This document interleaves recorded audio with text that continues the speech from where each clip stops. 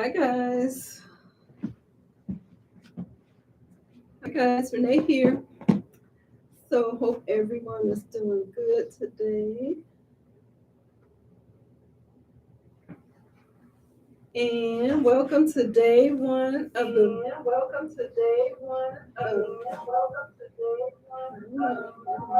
let me mute that. Welcome to day one of the Bling Blueprint Challenge. We are so happy to have you here. If you can, go ahead, come on in and drop your city and state in the comments so we can just greet you and see where everyone is from. All right, drop your city and states as you come in the room. Hello, hello, hello. Hello from New York and from Georgia, Jackie from Georgia. Hey, Tracy from Indy. Can everyone hear us okay? Let us know if we need to adjust the volume or anything.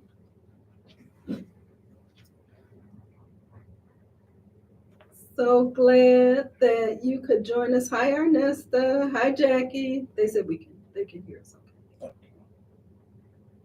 Thank you guys for joining us today. And as you come on in, we're going to just go over the schedule for today. Hi, Tosca. So we're going to go ahead and go over the schedule for today. We're going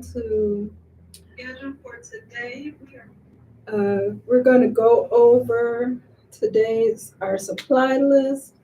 If you have had a chance, hopefully you went to the website and downloaded your free supply list. We're going to talk about rhinestone terminology, the different types of rhinestones and sizes. We're going to talk about garments, the different type of garments, what's good for rhinestones, what may be not so good for rhinestones. Then we're going to talk about garment care. How do you care for your rhinestone garment? And last, if we have time, we're going to go over a few business tips in case you are interested in selling your rhinestone apparel. And if you stay to the end, we're going to have a giveaway this evening. Actually, stay to the end and also take notes, because the winner is going to be the person that gets the correct answer to one of our questions. So we have kind of a full evening plan for you guys. And Michael is behind the camera. So he's going to join us in a second, as soon as he gets all of the technology situated. So thank the Lord for my son, who is the technology guru around here. So let me just see who else joined us. When you come in, go ahead and drop your city and state so we can say hello and greet you guys as you come in. So glad you could join us today. So also, we're going to be going live at 7:00 p.m. Central Standard Time tomorrow. Tomorrow's going to be our garment. We're going to do a rhinestone garment together. And Wednesday is VIP day. If you haven't had a chance, consider signing up for our VIP. VIP is $27. You get access to all of the replays for every project we're going to do this week. You get an exclusive coupon code for 20% off on our website. You're going to get a 20% off coupon code to another site called MyFileAddiction, which I'll explain what that is in just a little bit, as well as you're going to get all of the templates for all the designs we're going to do over this week. And you will have access to the VIP wrap-up Friday at noon, where we will have kind of a little after party with some gifts and some giveaways as well. All right, so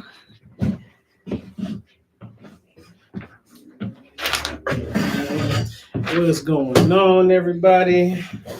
What's happening, chats? all right, so we have Michael here, What's going on? and he is joining us in his They Not Like Us shirt. Oh, yeah. So this is going to be our project in next Friday. Next Friday. Next Friday for Black History Month.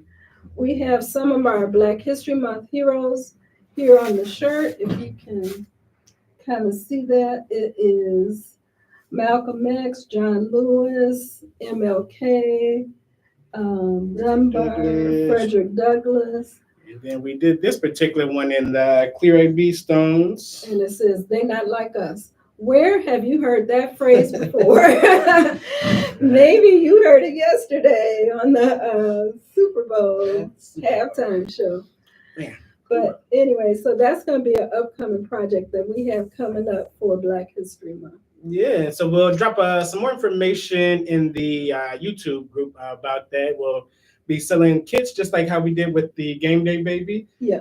So you'll be able to, kind of work that with us and do it on your own time as well.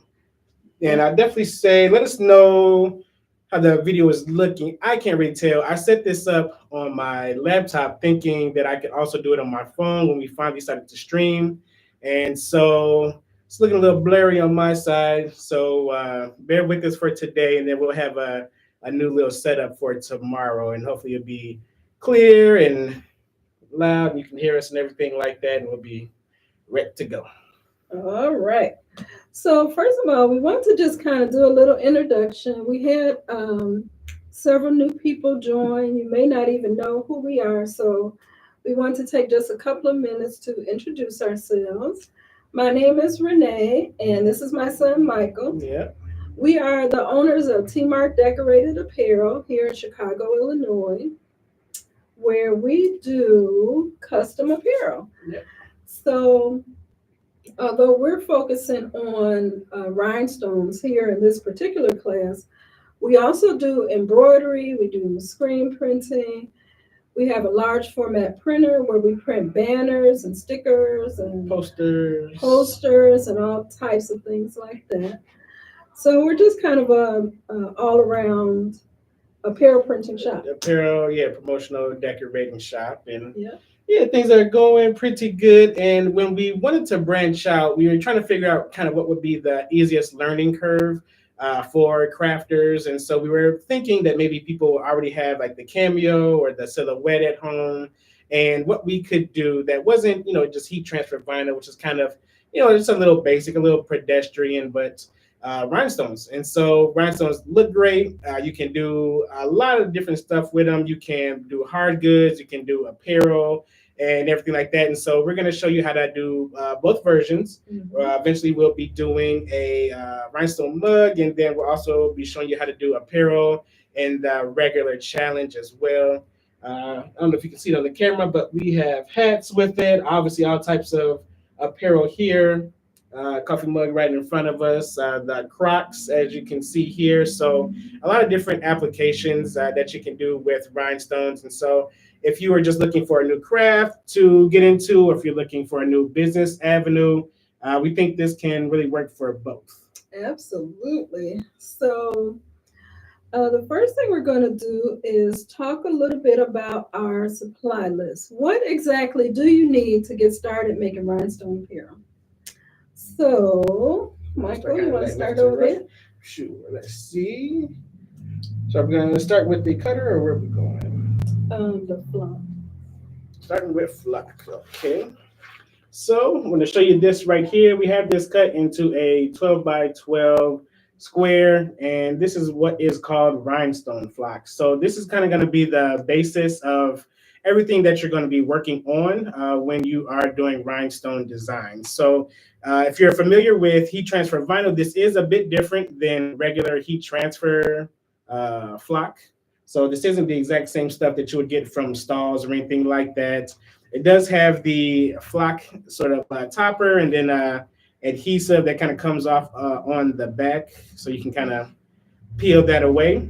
And what we use this for is for actually cutting the templates. So I got one of our oldie but goodies. This is an old, probably one of our first rhinestone templates that we ever made some years ago. This is called Afro Lady. It's a two-color design. So we have the big front or big face with the hair in the front, and then we have earrings and everything in the back. This guy kind of right over here. This one too. Or that one, yep, right over there. So that's what it looks like. Mm-hmm. So your flock is essential because you're going to put this in your cutter, whether it's a Cameo or the Silhouette or the Cricut, I should say. You're going to put this in there, kind of load it in just like how you would your regular heat transfer vinyl, and then it's going to cut out your circles. So we'll talk a little bit later about how you get your sizing and everything like that. But essentially, when you're cutting out a rhinestone file, you are cutting the image in little circles. So like with regular heat transfer vinyl, you're actually cutting out your whole design and then weeding out the negative space. And here, the negative space is the little circles. And so what you want to have happen is put it in a cutter, cuts the circles, and then you can just peel this apart. And then all the dots are kind of left on the paper. Yeah. Doesn't always happen like that, but that is the goal. So eventually what you'll get is something that looks like this with a bunch of little holes in it that you can apply to any sort of firm board. This is like a corrugated signage board, and you can use any flat surface to kind of adhere that. And that's what we'll use to brush our rhinestones. All right. And your transfer tape. Second, we have a piece of transfer tape. I don't know if you can pick this up too well on the camera, but this is medium tack transfer paper. And so you have a carrier sheet, and then you have the sticky side over here. And basically what you're going to use this for is for picking up the rhinestones. So all your rhinestones go into the little holes here. Pull out your transfer tape, stick it down, and then put it back up. And it'll be full of rhinestones. Yeah, that's how you press your surface. So after your flock and your tape, you're going to put your template on a board. Mm-hmm.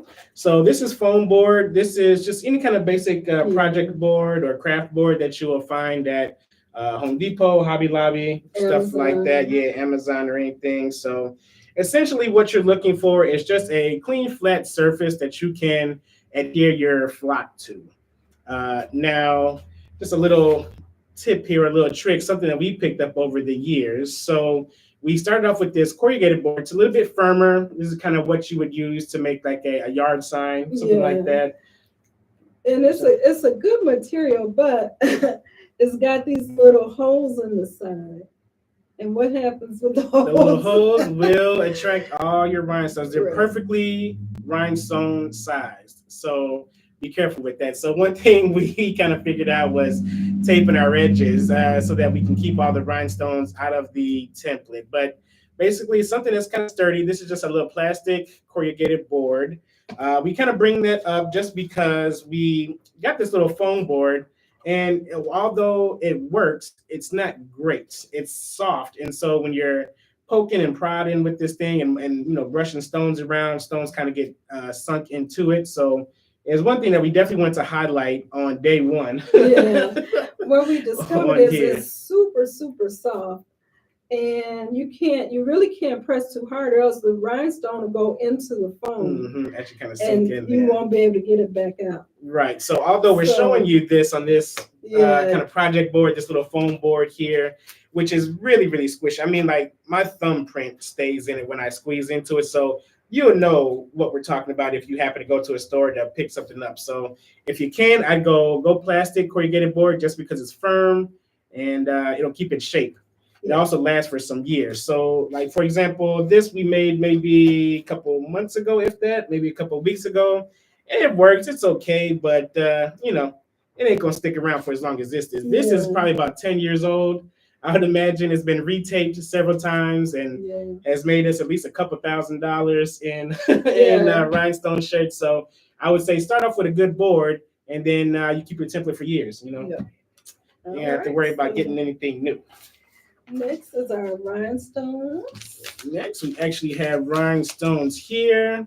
So tomorrow I'm going to get a much closer view so you can get a close-up shot on some rhinestones. But basically what we're looking at here is what's called a 50 gross bag of rhinestones. We also have these little jars as well. These are 25, so about half. And these are what are called hot fix rhinestones. Yeah. Hot fix because you use heat and pressure to adhere them to any sort of clothing, garments, things like that, as opposed to flatbacks, which you use your own standalone glue for, that'll be used for hard goods like your Crocs, coffee mugs, things like that. Yeah, so this is an example of flatbacks. And for hot fix rhinestones, we suggest using SS10 as a good standard size for garments. But for flatbacks, these are SS20, which is a little bit bigger. And the only difference is it doesn't have glue on the back. Mm-hmm. So that, and we have our pokey tool and our brush. Let's see. All right. So this is our pokey tool. It's really not a pokey tool. The actual name is a wax picker. And the purpose of that is so that you can pick up rhinestones with the wax tip and place them exactly where you want it. And the other side, which is a little metal tip, will allow you to push the rhinestones around as needed. Mm-hmm. So whenever you hear us say pokey tool or the tool, you know we're talking about our wax picker. So we don't always use the industry terms around here, but you know what we're talking about. This is the pokey tool because it pokes things around. Right. You have a brush? Let's see. Actually don't have a brush. We don't have our brush. Okay, we'll show you. Yeah. So, but the brush is just like a little paintbrush. Yeah, little edger brush. If you've ever seen one of those in like Home Depot or any of the home goods stores, very simple. It's not a industry specific tool. There isn't like a specific rhinestone tool brush or anything like that. So if you grab one of our kits, we'll have one of those in there for you. However, if you're kind of going solo and you're just compiling all of your tools on your own, all you would need is a inch and 1/2 edger brush is what it's called. It's a tiny little guy, and it's basically just to move all of your stones around to get into the holes. And we'll obviously show you much more in depth tomorrow when we get into constructing our shirt, but we just kind of want to do a little overview for you here right now. Yeah. And of course, you do need a cutter of some type. We do have our Cameo here, but a Cricut would work, a Silhouette Cameo. We have a Graph Tech, which is a little bit more of a professional, larger machine, but whatever cutter you're going to use to cut your design with. Mm-hmm. So and that's about it for hot fix. Yeah, for apparel. Now, there's a little bit of a different supply list if you're doing hard goods, such as let me see if I can reach it. This is our Bling crock. I just started working on that. But as you can see, it's very shiny. So, yeah, tool stuck in the crock. So, hard goods have a little bit different supply list than doing apparel. So for hard goods, we're going to need our glue. And I have several different glues here. This one is turning out to be my favorite. It's called Bob Smith MaxiCure. And this glue is really, really strong, and it does not have an odor. We have E6000. Thank you for the hearts. So E6000 is a very strong glue as well, but it does have an odor. It has a pretty strong odor. And then I have Liquid Fusion as well. And so what we use that for is to put the glue so we can glue our items to the hard surface, whatever it is. So we have a mug up here that we've done. We have our Crocs and um, whatever other hard surface you might want to do. So phone cases, stuff like that. yeah, you could do tumblers. phone cases, you could do tumblers, you could do keychains. It's just a wide variety of things that you could do for hard goods. So that is kind of our supply list. Um, Now, I wanted to talk a little bit about terminology, things that you may hear, terms you may hear in relationship to rhinestones, and you're like, what in the world is that? So, okay, so the first one is, we just talked about this. These are flat back rhinestones. So, flat back just means there's no adhesive on the back of the rhinestone. And flatbacks are usually sized in millimeters. Um, so uh, SS10 is 3 millimeters for flatbacks. So you also have just heard me say SS10. So SS means stone size, and it just refers to how big is the stone, the rhinestone. The other terminology you may hear is DMC, or Korean stones or Swarovski stones. And that refers to what is the quality of the rhinestone, meaning how many facets, how many cuts are in each stone. And the more facets you have, the more cuts you have on the rhinestone, the more it sparkles because it catches the light. Mm-hmm.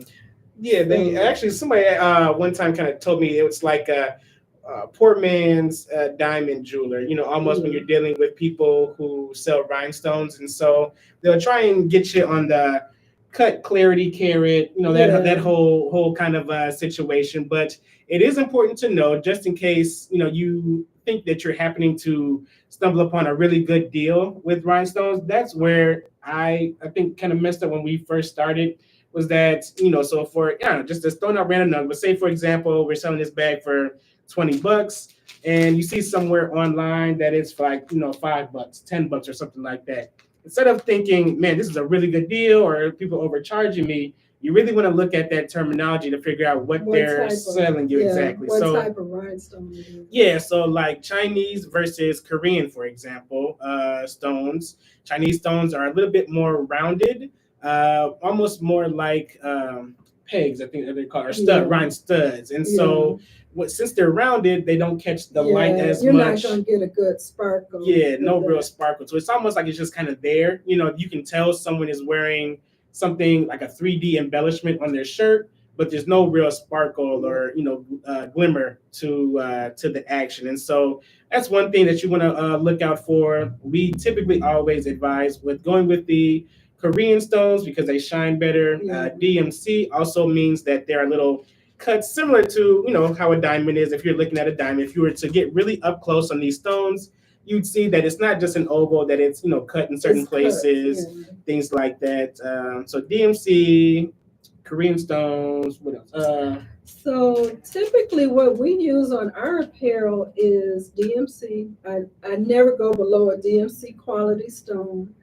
And I actually have not used Swarovski. So Swarovski stones or Precosa are like the highest quality. And usually if you're a professional like figure skater or you're in the Olympics or something like that, you want the Precosa or the Swarovski stone, the highest quality. But I usually use DMC. Yeah, you'll definitely know because of price point. The price point will be much more, outside of what you're used to, and that's the reason why. So we all kind of know the name Swarovski crystal. It's just in public kind of domain and stuff like that. So I wouldn't worry about having to go that high if you're just starting off with rhinestones and rhinestone decorating, because it's almost a little overkill for what you're getting into. Yeah. And then the other thing I want to point out are regular stones versus AB. So AB means Aurelia Borealis, which I guess stands for like the Northern Lights. So as the light hits it, as it shifts and the light hits it, the color changes just ever so slightly.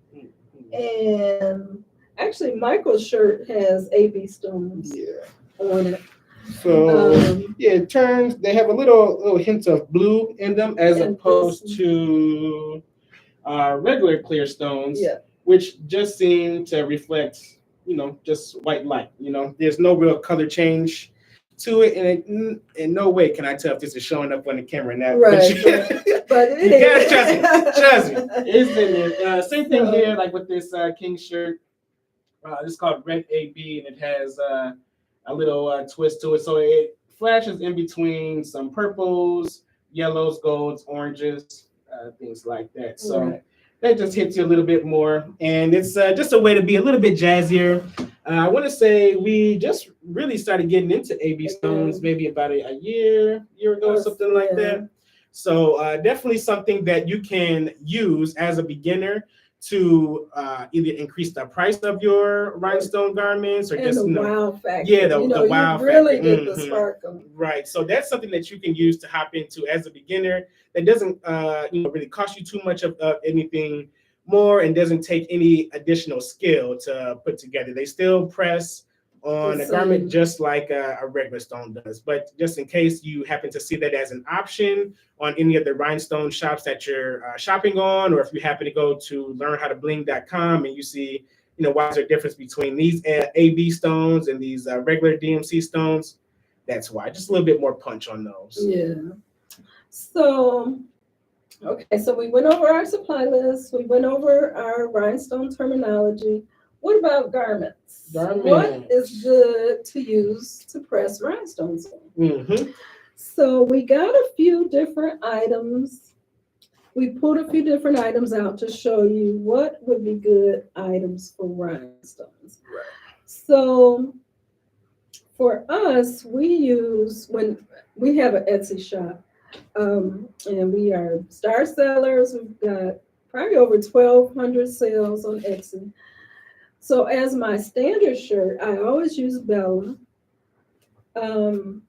which is a cotton t-shirt and very soft. I want to say Bella is probably 30 or 32 singles. 32 singles, yep. And what does that mean when they say that? What is a ring spun t-shirt? So a ring spun t-shirt refers to the way that the cotton is produced, the strands of cotton used to weave into the garment. So ring spun means that the cotton is really spun very tightly until it's really, really soft and supple. And all the fibers are brushed the same way as well. The fibers are brushed the same way versus just a regular cotton t-shirt, or you may see cotton jersey. The threads are not spun, and so it's going to be rougher, a little bit of a rougher feel. Yeah, you're feeling a whole lot. Nothing wrong with it, but not a premium shirt. Right. So when you go to these manufacturers' sites and it says ring spun cotton, you'll probably see either 20, 30, or 32. The higher the number, the softer and more premium and more expensive the shirt is going to be. So for our Etsy shop, I only use Bella. And we want to talk a little bit about when you're dealing with ladies' t-shirts and sizing, what is the difference between juniors and ladies? Yeah. There's a big difference. That's a big difference, right? And just, ladies' shirts in general. So this is something that we definitely had to catch the learning curve on. Right. Plenty of orders. Yeah. Like when you see a person who should be in an adult shirt who we accidentally gave a junior shirt, and they actually attempted to put it on and walk around with it in public just to embarrass you with the shirt on, then you'll really understand. So obviously, if you've been out shopping, you'll kind of get it that juniors is young ladies or kind of adolescent sizing, whereas ladies is just like an adult size. So on the spec sheet on any website that you go to should have a sizing chart or a spec sheet to let you know how wide or how big the garment is that you're purchasing. And so it's really important just to make sure when you're searching around to one, indicate that you are looking for either a ladies or a unisex shirt. And then, of course, just to make sure that that brand of shirt sells adult sizes and not juniors. Right. So Bella, Bella does good with that. I want to say the brand we found that out was that Next Level. Gildan Ladies. Yeah, Gildan Ladies is junior size. Don't do it. So that was an issue for us. Right. So we had to throw that out there. We were going back and forth when we were putting the syllabus together, and we were just like, all right, well, let's give a broad overview. And then the more we start thinking about it, we're like, no, we got to tell them about this. Because there's so many things that we learn by trial and error. And if we can help you out so you don't have to learn by trial and error, we want to throw it out there. That's exactly what we're doing. So like Renee was saying, the Bella Canvas is what we consider like our premium line. It's what we sell to our customers who are purchasing Etsy's and one-off orders, just because they're just a little bit more premium and we expect that person to wear them a bit more versus a Gildan heavy cotton, for example, which is just a 100% cotton shirt, combed cotton shirt. It isn't ring spun, and it doesn't even list, whatever singles category it's in. It doesn't feel so rough. Yeah, it doesn't feel the worst. It's what you would consider a giveaway shirt. So if you've ever registered for a summer camp or gone to an event like a walk or a march where they give you a T-shirt with their registration, it's likely going to be, that type of tier, that just basic 100% cotton shirt. Wear type of thing. It's not a fashion cut or anything. Right. Mm-hmm. So if it's something that you're expecting the person's going to wear over and over and wash over and over, you want the more premium shirt. Yeah. So which is we have those kind of different levels of shirts, but we did just want to kind of bring that up to let you know that 100% cotton does work the best when we are dealing with hot fix rhinestones. You're going to need something for this glue to adhere to. This is basically what that is. It's adhesive. It's glue that's heat and pressure activated to adhere to your shirts. And so if the garment is too slick, or it doesn't have any internal fibers for the adhesive to really grab onto, then the rhinestones aren't going to stick. So we use cotton T-shirts. The thickness of the cotton really doesn't matter because you can decorate something like this as well. Your outerwear, your hoodies, your crew neck sweatshirts. Hoodie is good, a track jacket. Now, one thing I do want to mention, if your garment has a zipper up the front like this one does, I probably would decorate the back because you need space for your design to go on. And another thing that I want to point out, rhinestones is not like vinyl where you can resize the design. So if this template is a full front, I can't just shrink it down and say, oh, I'm going to make it a left chest now. It doesn't work like that because you need the circles to stay that exact size for the size of the rhinestones. Mm-hmm. So for these types of things, I probably would decorate the back of the garment, or if we have a design that's small, that we can cut a little bitty template for the left chest. But there, yeah. So you can kind of see some of the similarities with these cottons, even though these are different grades of cotton. They also have this kind of matte look. They look like cotton versus a polyester garment or a nylon garment, like your track jackets. This is a windbreaker. So like these are things windbreakers that is not going to be suitable for rhinestones. So especially something like a rain jacket or windbreaker is not going to be the best to use. This is kind of a slick material.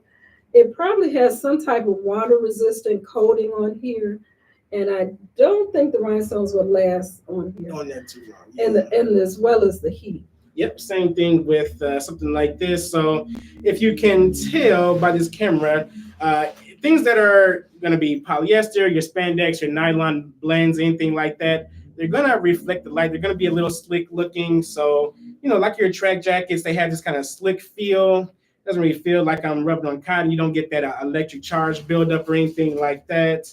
Same thing with t-shirts here. You see how the light kind of bounces off of it and reflects it. It's very slippery, very thin. These are things that you would not want to decorate with rhinestones. And we'll tell you why. Obviously, again, we talked about the glue and the adhesive. With your nylon and your spandex, those things are going to stretch, and they're going to stretch a lot.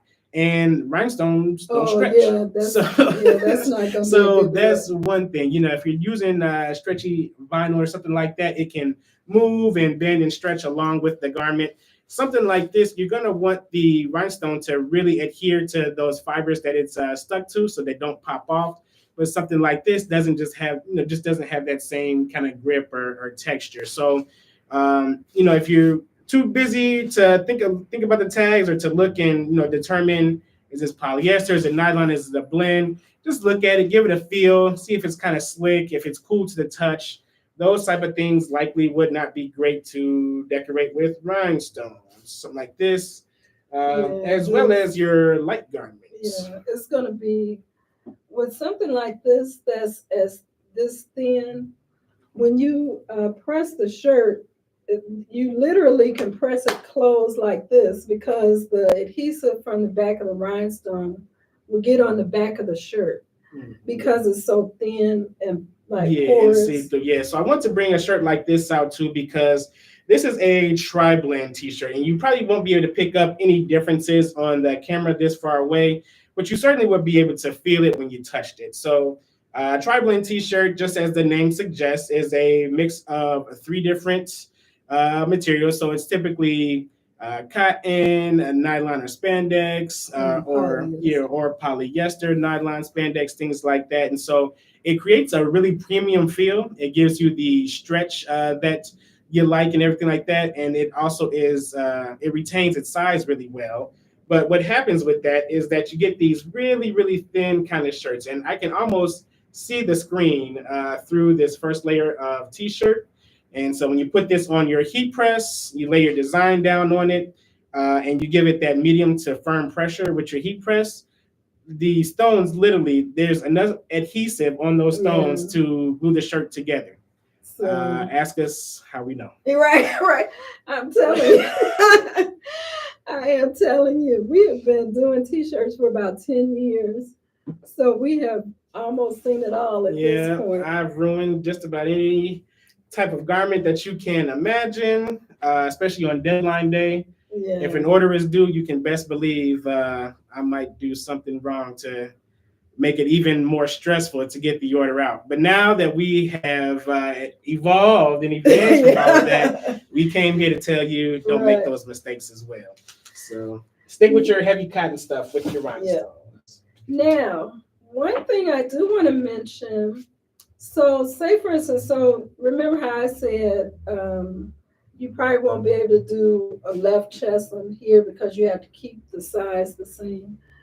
So sometimes you may have special situations where the person wants the rhinestone design. So they want like Bud God, but say, for instance, they did want it on a left chest, or they wanted, I actually had somebody who got it on a tablecloth. Oh, yeah. What you can do is what we call baby bling. And you can use a material like this. So this is kind of a metallic material. This is a vinyl, heat transfer vinyl. And you're going to take your design and cut this out. And now, since it's on vinyl, you can resize it. You can make it bigger, you can make it smaller, whatever you need to do. And weed it just like you would weed regular heat transfer vinyl and press it on the shirt. And it still will have that sparkle and dimension, but it's not that sparkle and shine, but it won't have the dimension of a rhinestone. Mm-hmm. But also won't have the heft to it as well. We figured this out a while ago too, because if anyone has customers in the dance world or the dance industry, you'll get, you'll learn pretty soon. So they love bling. They love things to be kind of loud and vibrant. And they may be your best customer if you're looking to get into the business of selling rhinestone apparel.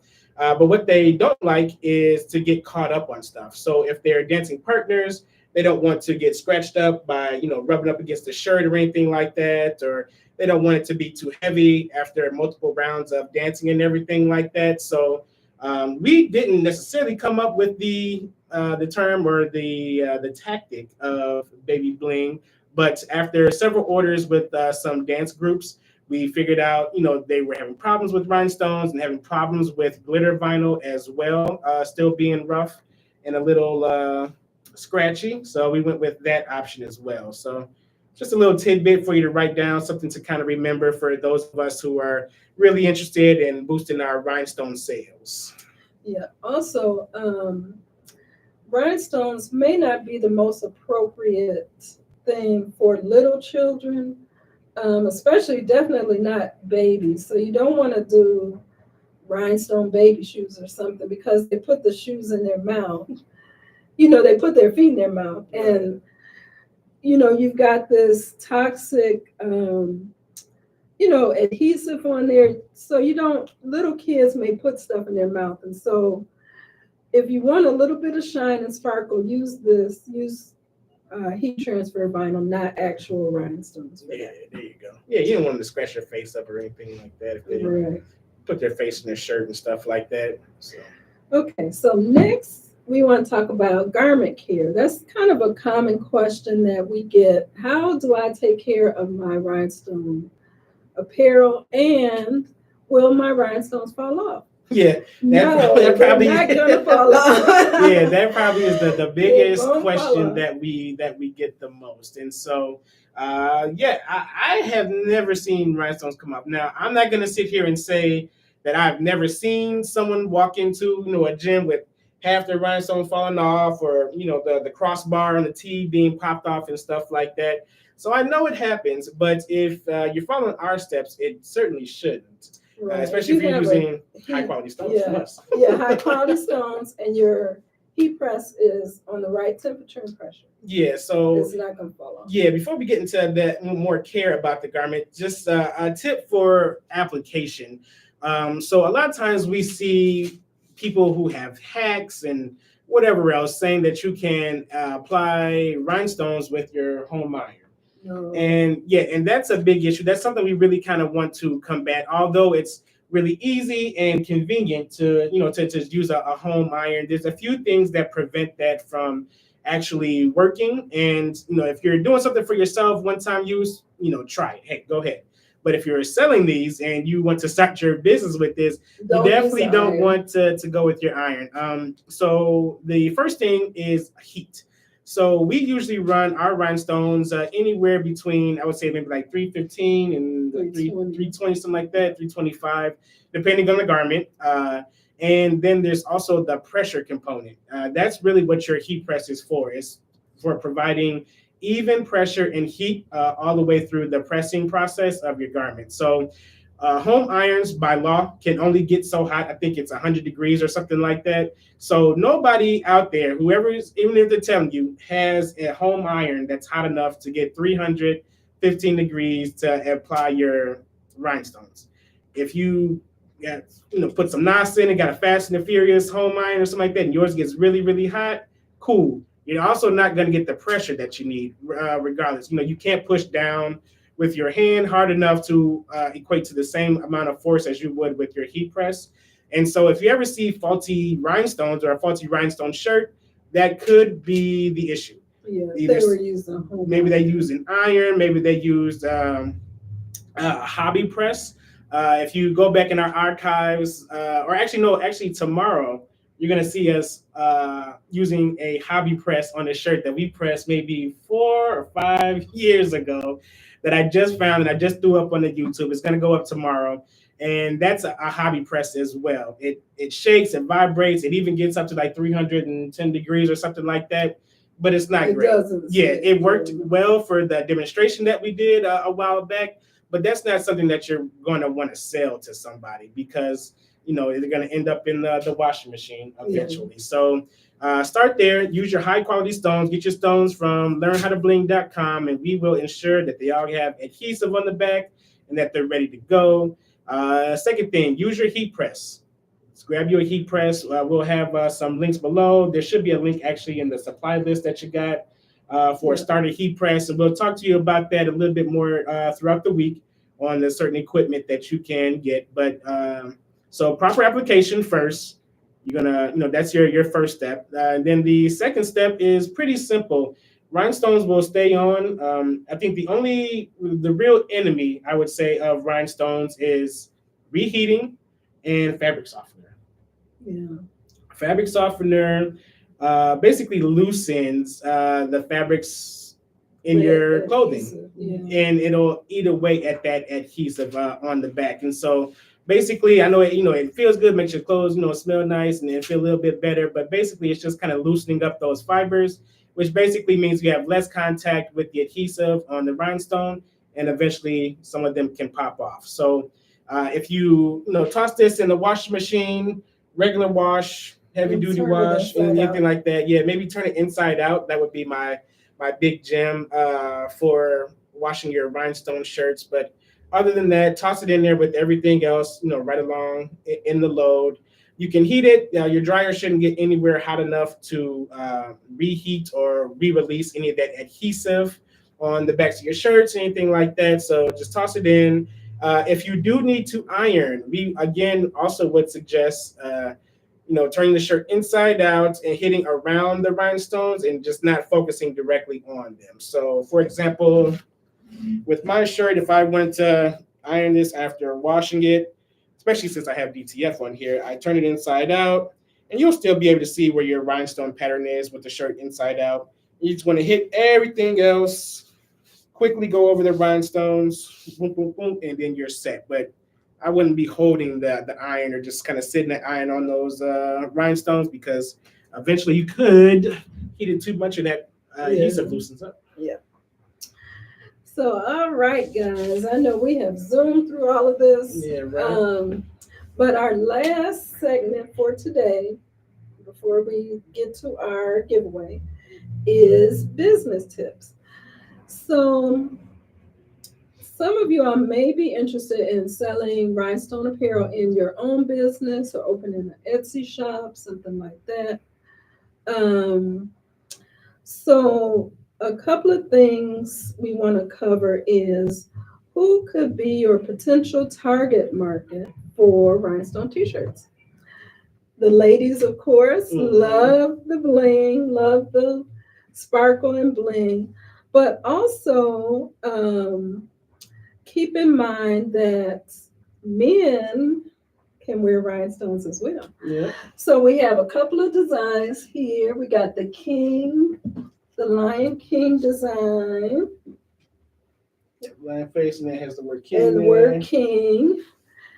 We did our game day baby. Yeah, we did our game day t-shirt for the Super Bowl. I had to bring this one back out. Go Birds. Since Michael's team won, I had the red t-shirt and Michael had the green.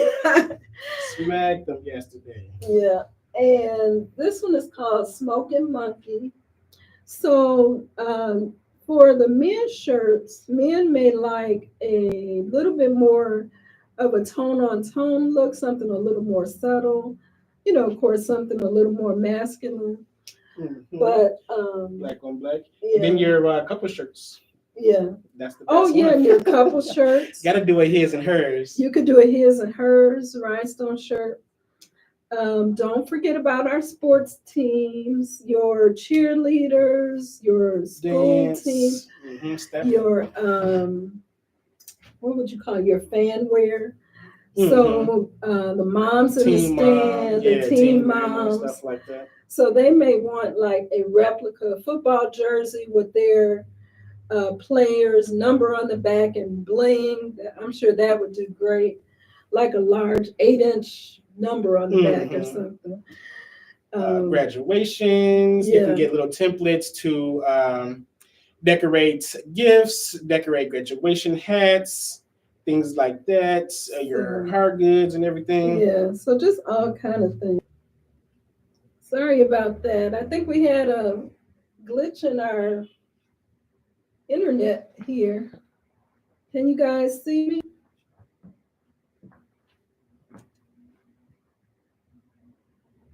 Let me see. Let me see. Let me see. I think we're back. Can you guys see me and hear me? Let me know in the chat. Okay, thank you guys for waiting. Sorry about that. Technology. You know, of course. Okay. So anyway, we were just about to get to the end so we could have Q&A. But we were just talking about you can price your rhinestone apparel a little bit higher based on perceived value. So let me go back and see. I saw a couple of questions go by as we were talking. So someone said, do we use SS6 stones? Occasionally we do. We have a couple of designs where part of the design is SS6 stones. Yeah, I thought I had a I brought a template specifically for that because I knew someone was going to ask about SS6, and we only have one design that we use on the regular that has SS6 size stones in it, and it's actually surrounded by SS10. So it looks nice and it kind of fills in the gaps where things are small, but we don't prefer to use those just because they're so tiny.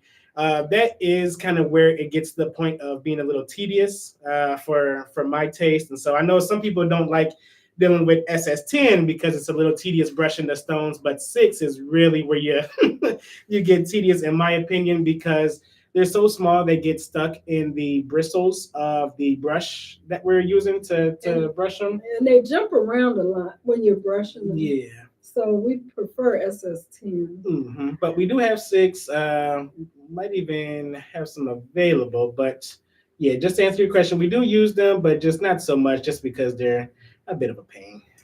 And I saw another question that said, how long can you keep your rhinestones in the bag before using them? I would say 18 months is probably the max. So rhinestones do get old. And when they're old, the adhesive starts to come off. So I would say you can keep your bag of rhinestones like up to 18 months. Yeah.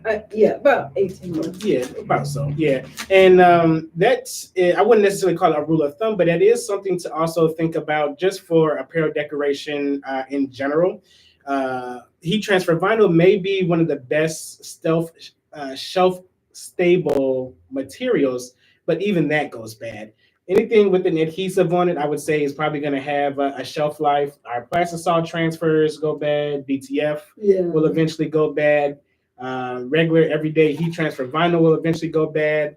And on your rhinestones, at least the good thing about rhinestones is that when they do start to get old, they visibly look worn. So you'll be brushing, so when you're here in the bag, obviously some stones you can see face on, some stones you're looking at the back of them. And on the back, they'll be either black or silver, but it'll look completely covered with adhesive. When they start to go bad, you'll start to notice that the adhesive is just chipped away. It'll be very noticeable because they'll look very different from any of the other stones in that pile. They'll look, so if they're brown like these, they'll be brown all the way through. And you'll start saying, well, why am I not seeing, that black covering or that silver covering on the back? And that's because they're, starting to lose their adhesive. So, once you get right around that year point, a little bit more than a year and a half, start checking them, start looking at them, rub them between your fingers a little bit and see if any of that adhesive easily comes off. And if so, then yeah, it's time to re-up and get you a new batch. So, guys, are you all still able to see and hear us? Let us know.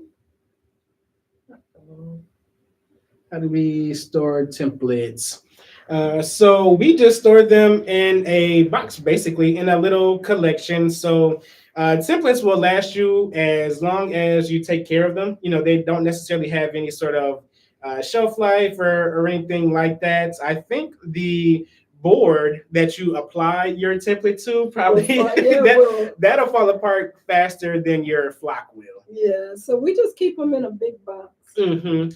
Just a little care tip. We can't really quite see or sure if you can see or not, but we put a little what's the clear tape, packing tape around the edges, just to kind of keep everything secure and to kind of keep these holes from being open so rhinestones can pop in them. But I wouldn't say no particular fancy way of storing them. Just somewhere where you can kind of what's the word? There you go. Categorize, catalog them, anything like that. So I keep all of our smaller, more useful templates to the front of a box that we have right behind my desk. And then some of the ones that we don't use as much kind of get stored to the back. But yeah. And then one other thing I do want to mention, if you're going to be doing this for business, I no longer do one-off shirts for in rhinestones because the flock material is expensive. One sheet of flock is like $5. And so to do a one-off shirt, you're basically wasting this. You're wasting the flock material and the board space because you're not going to reuse it. So I typically don't do just one unique design where I would have to cut it. If someone asked, what would your minimum be? At least 6 to 12 shirts. I know. I want at least 6. I really get 6 though. But yeah, and so basically what Renee is saying is that we have some templates, and well, I'll show you tomorrow when we kind of do a walkthrough of the shop and stuff like that. But we have some that were for people's businesses or for a group or something like that. Or I think one time we did a bridesmaid thing, and no one has ever asked for the bridesmaid thing again. So we spend a lot of time cutting out your template, and it's not as fast as cutting out vinyl. And doing the design. Then we have to poke them out. You're doing the design, finding the board, and then brushing it, and then that customer never comes back again. It's a little, kind of a waste. But things that you will always use, I would certainly, go ahead and make a template for. Your letters, your numbers are always great. We have some designs that are for birthdays that we have up on Etsy, and everyone changes the date. And so the original file, let's just say it said like 1969 on it or something like that. For every other date that we got that wasn't 1969, I was stuck trying to pull the 19 because we knew it would be 19, and then we're trying to kind of like freestyle place, 87 or 71 or something like that, and it just doesn't look great. And believe it or not, it probably took us 5 or 6 years before we just cut a 1 or 0 through 9 on a board and just put it out there. And now, if someone writes and says, "Oh, I need a 1984," you just fill in the 8, the 4, and you just kind of along the way. So I would definitely do like an alphabet board if you can, and one of your most popular fonts, probably like a block font or something like that. Definitely something double road like this, and then just go A through Z on a board. Do 0 through 9 on a board, and one of your big and kind of bold fonts. And then that way you're kind of set for any kind of custom order. That's probably as much as I would go in a custom order. Maybe a name or something like that you could easily print out from your alphabet template, or a date, like a birthday date or something like that. I have a lot of scrap pieces of flock. So if it's something like that, I'll do it, but I don't want to use the whole sheet. Just for one shirt, and that's really charging them. All right, guys, so that is all we have for tonight. We're going to do a giveaway, so one lucky person is going to win a bag of rhinestones. We'll give you your choice of color. So if we can have, Michael's going to watch the comments, and I'm going to ask a question, and the first person who answers it correctly will be the winner. And then I'll contact you on Facebook. So the question is, what is the most common size of rhinestones that we use for apparel? All right, here we go. We're ready. Oh, Jackie was quick. Jackie. All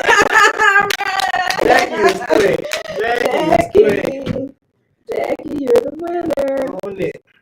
All right, I'll contact you on Facebook.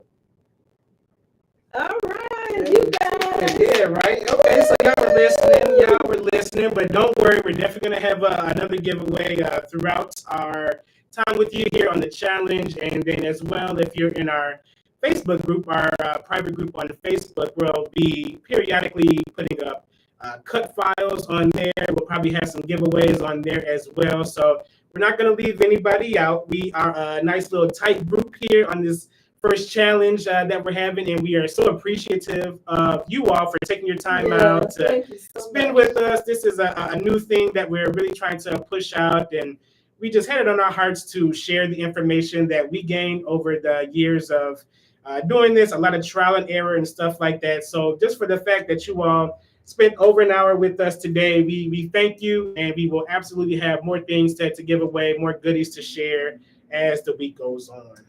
So guys, for tomorrow, we're going to go ahead and do a actual t-shirt design tomorrow. There's still time if you want to sign up for VIP, you can still do that. Yeah. And you'll get all of the replays, lots of coupon codes and things like that. And we'll have more information to share with you guys tomorrow. Absolutely. So we'll be back again at 7 p.m. Central Standard Time. I will figure something out when it comes to the sound and to the picture and the video. So we will have a little bit better presentation tomorrow. And hopefully no internet challenges. Yeah, no internet challenges. We're never here at the shop this late, so I don't know what's going on. I don't know if it gets buggy at night or right. What. So we're gonna figure this out to bring you guys the best experience that we can. Okay, thank you guys for joining us, and everybody have a great evening. Have a good one, guys. All right, thank you. Bye. Bye.